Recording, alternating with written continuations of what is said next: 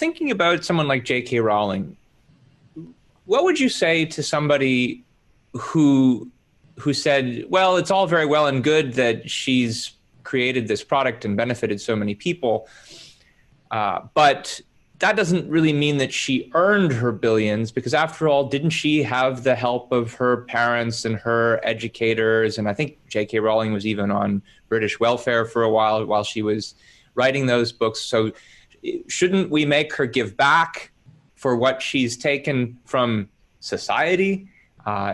And maybe this doesn't mean she doesn't deserve to be a billion. Maybe this doesn't mean we should take away all of her money, but maybe a lot of it, they would say. Yeah, I mean, people bring up the fact that we drive on public roads and we go to public schools, and, you know, society, you know, the Hillary Clinton's village, it takes a village to raise a child and so on. Well, so part of the problem in addressing that issue is that we don't have a choice. So in our society, we have to pay our taxes to pay for the public schools and roads and utilities and various services, you know, all these functions that have been taken over by the government, which is not the way it should be. So, you know, in a laissez-faire society, all these things would be privatized. But the point is, these are services, education, you know, even roads, healthcare, all these things are services that have to be produced by people's effort. And those people are paid for the services that they provide, right? So if I pay to send my child to a school, and that child gets a good education, what do they have to give back? I've paid for it. It's a free trade on a free market. It's a win-win exchange. The teachers, you know, has gotten paid for the work that he or she has done, and my child has gotten the value of the education. What is there to give back?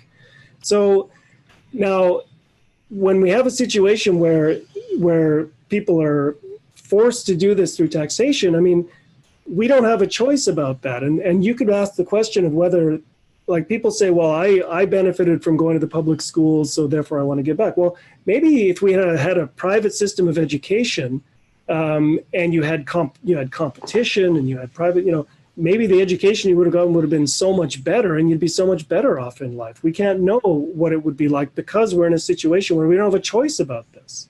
There's this view that I think is often implicit in that kind of question, that the only way you could ever earn anything is if you created it ex nihilo, out of nothing, like a god. And I think that's just a mistaken and fantastic way of thinking about what it means to deserve or to earn something. What it means to deserve or earn something is to take what you're given in life and do something with it. And there's a difference between the people who do that and the people who don't. And the people who start with something and sit around and do nothing don't deserve any rewards. The people who take what they're given and make something of themselves, like J.K. Rowling did, that's what we mean to deserve something. There's no such thing as creating things out of nothing. And that would be a ridiculous way to set up the standard for that idea. Yeah, I mean, the paradigm case of that is Isaac Newton, who said, you know, who you know, contributed, you know, an unprecedented amount to human knowledge. And he said, the only reason I could see so far is because I was standing on the shoulders of giants. Yeah, I mean, he didn't come out of nowhere. He had to rely on the work that people had done before him. But to say that that fact makes his contribution irrelevant is crazy.